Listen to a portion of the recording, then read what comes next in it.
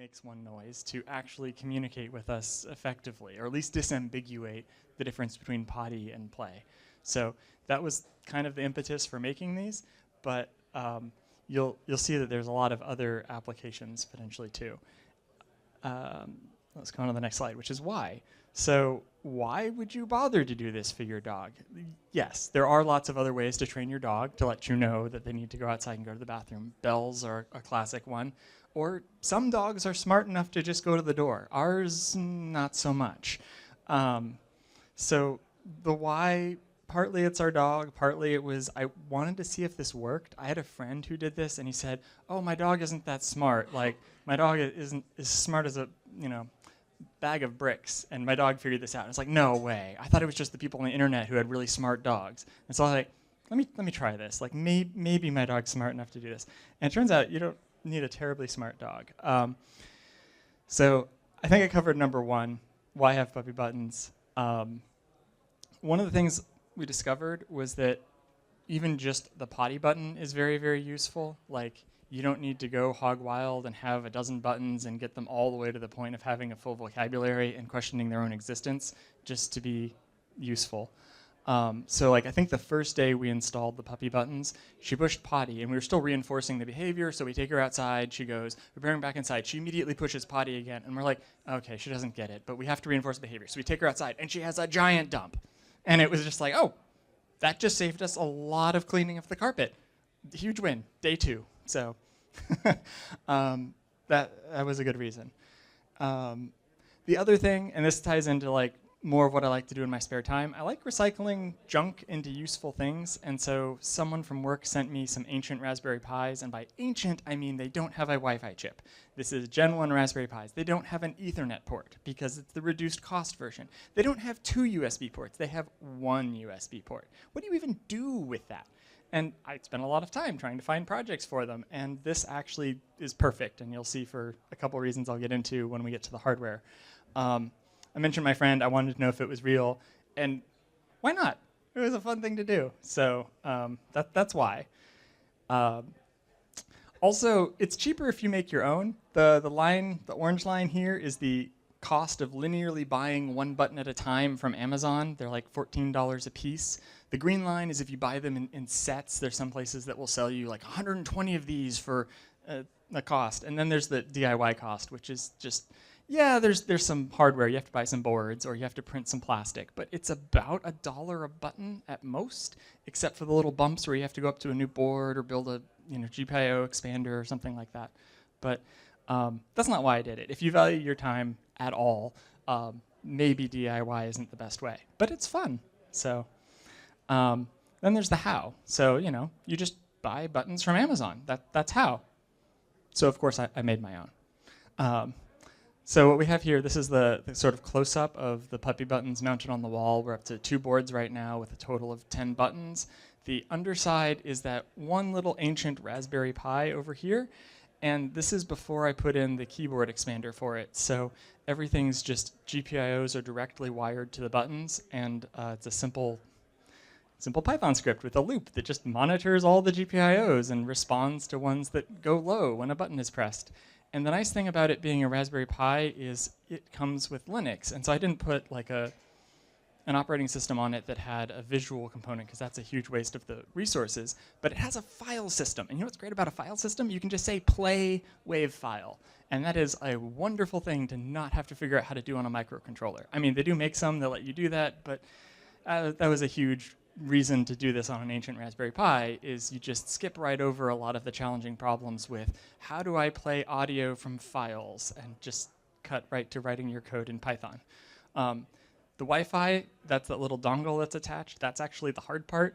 We'll see why later. But yeah, there's a lot of ways to solve that problem. I tried all the ones I could think of. I can tell you some that work and some that don't.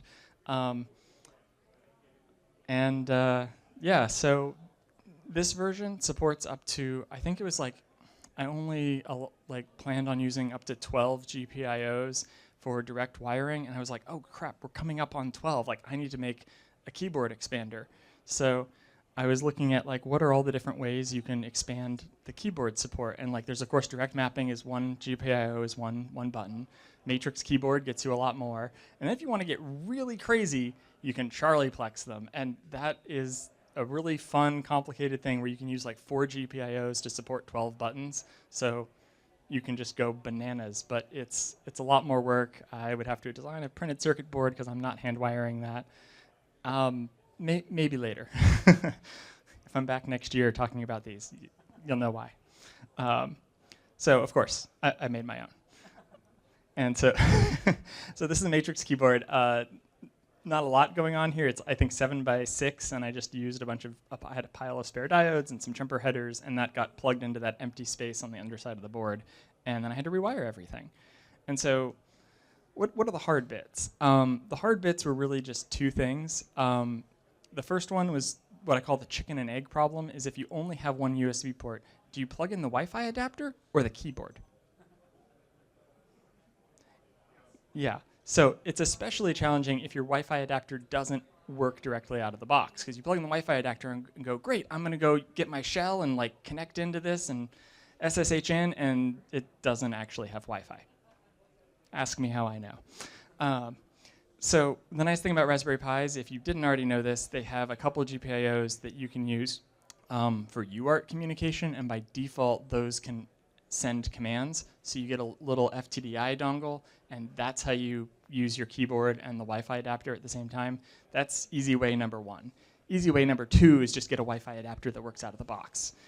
Easy way number 3 is you get a USB splitter, but you also have to power that USB splitter. I didn't have any like that, so I did something absolutely bananas, which I used a USB splitter and then used a male-to-male USB cable from my desktop computer to back power the USB splitter.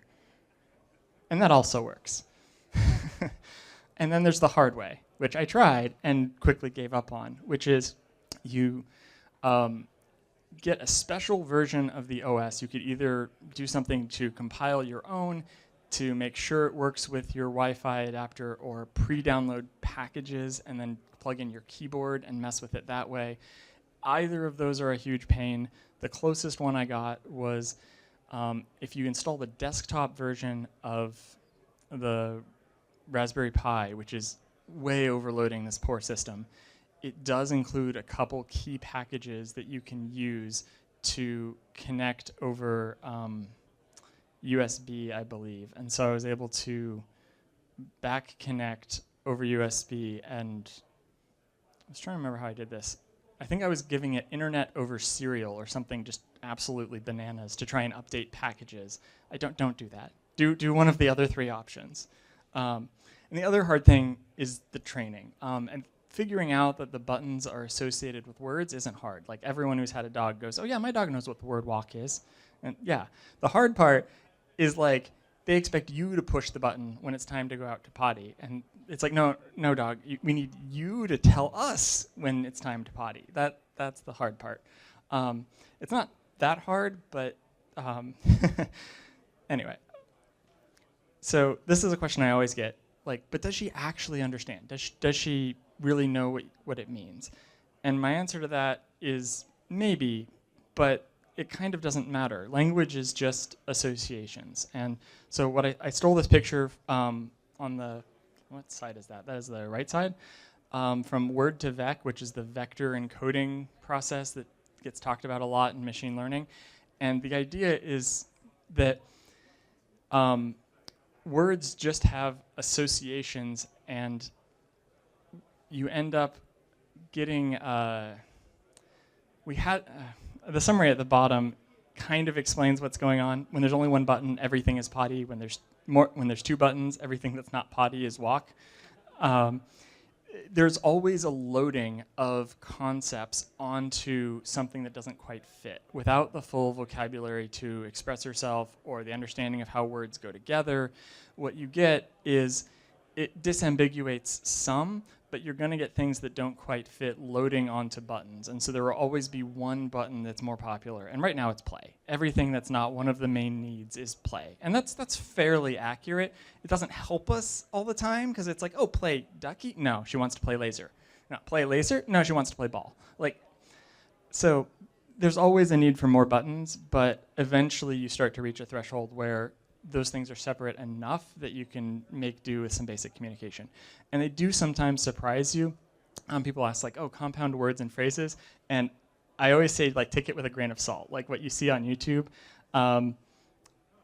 like if you have a dog randomly pushing buttons, they will eventually push combinations that are meaningful. They will eventually push water outside, walk later when it is raining. Do they know what that means? Maybe. Maybe not. So the funny thing with this is I wasn't especially convinced that our dog was putting together combined phrases. And then last week, our cat was lost, like escaped somehow out of the house, was gone for a couple days. We were like distraught. And the dog pushed mommy water outside. And she had like a bowl of water out on we have this outdoor deck where she can like look out into the forest behind our house. And she'd never pushed that combination of words before. And we couldn't really figure out what she meant, but we're like, okay, yeah, sure, we'll go let you out onto the deck and go with you. And we go out there and we hear the cat meowing very faintly. And we can only hear it once we'd open the door, but dogs have incredible hearing. And so I don't know that she knew what that meant, but I'm starting to wonder. Like, did you hear something? And we're like, hey, we need to get the people outside so they can hear it. I don't know. So maybe. And then there's this thing. So you can do a lot more with these puppy buttons than just playing sounds. And one of the crazy ideas I had was IoT automation powered by your dog. And so if you have a computer on the other end of these buttons, they don't need to play sounds. You could literally make a cat food dispenser and train the dog to feed themselves when they're hungry and have a timer of some kind so they can't just feed themselves all the time. So when it's dinner time, an LED comes on and they see the button is illuminated, they push the button, they get food. But hey, it also feeds the cats. So that's my silly idea for the next big YouTube channel. But seriously, the reason these buttons are cool and interesting and worth thinking about is it's not just silly puppy buttons. These are a huge accessibility device for people with limited mobility or other, it's not just dogs that have trouble communicating. Humans have trouble communicating with each other all the time. And things that make your life easier are nice to haves. IoT things for most of us, for some people, they're a really big deal. And so I think it's important that these kind of things are developed and talked about so that people know it's not that hard to get your hands on what is now cheap, available hardware and make something for yourself that works. I did as little coding as possible for this project. I like coding, it's fun. This is not my main project. Adafruit has some amazing libraries that you can just download wholesale and work out of the box. They de-bounce your buttons, they work with a matrix keyboard, they load and play sound files. It's kind of amazing how little work I had to do on this. So I recommend it. Oh, and I forgot the surprise. Thank you all for sticking around through this presentation. I made a dashboard. So you can go online and see what my puppy said yesterday. And this is another feature of having a computer backing the puppy buttons is I just plugged it into Adafruit's IoT thing, and it publishes to one feed immediately, and it publishes the numeric value of the button that was pressed. That's interpretable to literally no one. But it's nice because you can have actions that respond to it. And you can say, if the number is 47, publish to this other feed the word walk. And you can publish to the other feed 24 hours later. And so this way, people won't know that I'm out at this conference until hopefully I'm back. Actually, what actually happens is in 24 hours, if a button hasn't been pressed, which it will publish an error message, something like, the puppy buttons seem to be down right now, come check back later. And when I'm here, it will publish that because there are no buttons being pressed. But in reality, it is usually because that part goes down. I haven't completely fixed that bug. So that's usually because during the week I don't have time to reboot it, and the audio still works. So I fix it on the weekends. But anyway, hopefully I left some time for questions. Yes? So what's your sense for false triggers? Okay, I'll just repeat that real quick. What is my sense for false triggers? What do you mean? Like, do you mean false triggers where the buttons are pushed accidentally, or?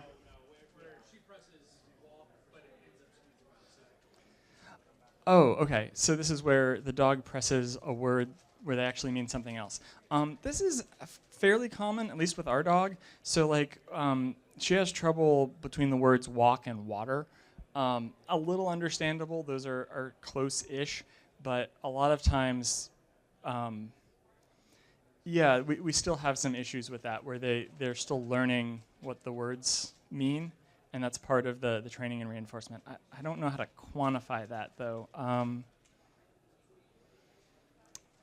I mean, sometimes she'll correct herself. Like, sometimes she'll push water, and we're like, you have water. And she'll be like, no, dummies, I want, and she goes back and pushes the other one. It's like, oh, that's what you meant. Okay. Like, so there's that. We also added, this is a good trick to know, a button, and that's a verbalization of a question mark. And so that one took a lot of time to train, but we use it when we want to ask her to respond with the board. And so we'll say, like, what does Annabelle want? And then sometimes we'll go over and like actually push the button on the board, and then she'll usually respond. So we've seen her use it sometimes too. Like, she started using it when it was a new button because she just didn't know what it meant. And now she's like, I don't care what the people think. I'm not going to push that button. They always want to settle. I don't want to settle. So now she'll use it like when she wants to play but doesn't care how. She'll push play, and it's like play, but like people choose. So, yeah. Yeah, go ahead. Were there any considerations made for like the ruggedness of the enclosure itself and the buttons used, considering like who's using them? Yes, so the question was there considerations made for the ruggedness of the buttons used and who's using them? Yes and no. So I knew they had to be big buttons because doggies don't have little fingers, and ours is especially uncoordinated. So I just searched online for like large 3D printable buttons. I used Tinkercad to modify them slightly. So let me see if I can go back to one of these. Okay, so this little flange around the outside that keeps them from falling through the board, that was one of the things I added. I added a few things inside for stability so that they press more reliably and don't jam. But other than that, they were pretty much like an open file that I found. As far as ruggedness, they're fairly rugged just because they're plastic, but they could have been designed a lot better than they were. I have had one fail. I have had to replace it. What happens is this little glob of hot glue on the bottom covers up the wires of just a little mechanical switch button. You get them out of everything. I just desolder them from stuff and stick them in these. And there's a plastic rod in the center of that button that pushes that button.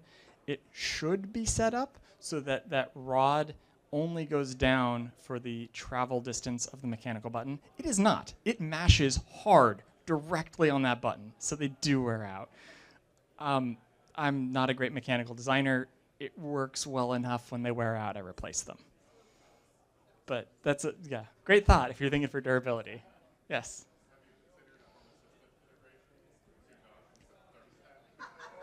Oh, I like that. The question was, have you considered a Home Assistant integration so your dog can set the thermostat? I love that. I'm going to add that to the list.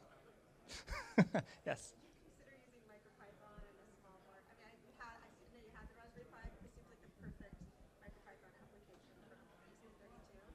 So the question was, have I considered using MicroPython and a small board for this? Absolutely. When I was looking up this kind of concept, the hard requirement was like, for me at least, was I need an audio jack. I need to be able to just plug in an audio cable and plug it into an amplifier and then hook that up to some speakers. I happen to have an amplifier laying around, so that's recycled too, and the speakers came out of a TV. Anyway, it's a whole thing.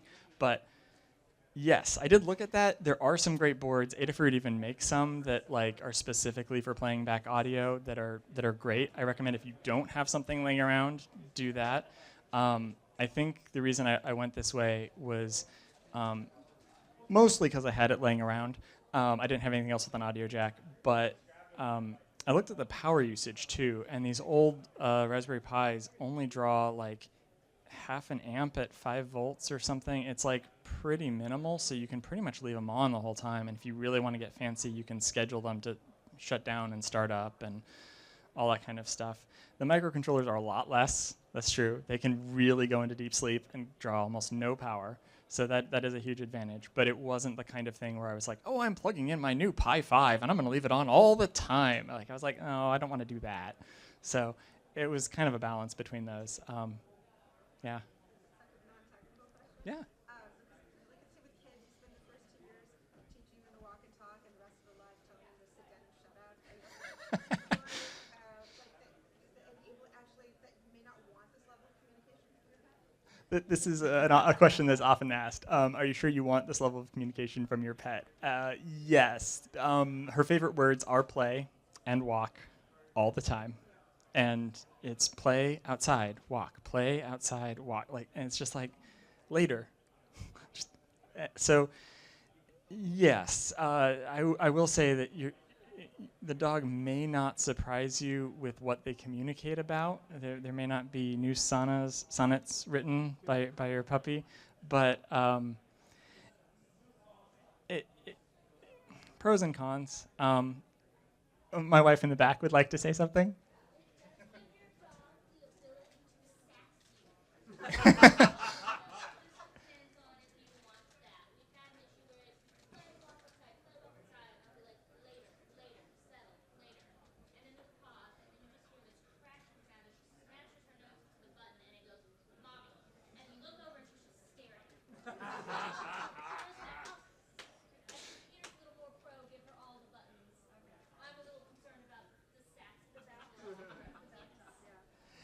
Yeah, that's true. She will tell you.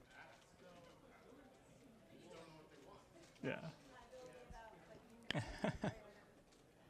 Yeah, I have had her push later when I'm doing something for myself, like on my computer. That's obviously a waste of time. I couldn't possibly be doing anything useful, and she'll just push later and look at me, and it's like, okay, like, so, yeah, no, there's some of that. I don't know.